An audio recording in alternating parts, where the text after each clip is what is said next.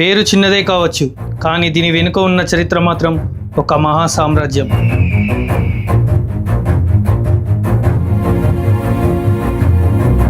ఇది మన మెదక్, మన మెతుకు సీమ. ప్రాచీన కాలంలో వరి పంటలతో సమృద్ధిగా విలసిల్లి మెతుకు సీమగా పిలువబడిన పవిత్ర నేల.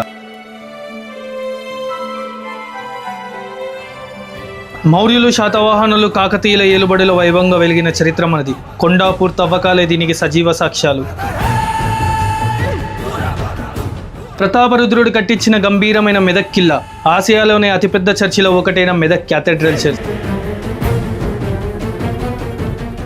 కుతుబ్ షాహీ కాలం నాటి కోమ్టూర్ మసీద్, కన్నులను ఆశ్చర్యపరిచేలా ఉండే కుల్చారం జైన మందిరం, వనదుర్గా మాత పాదాలను తాకుతూ ఏడుపాయలుగా చీలే మంజీరా నది,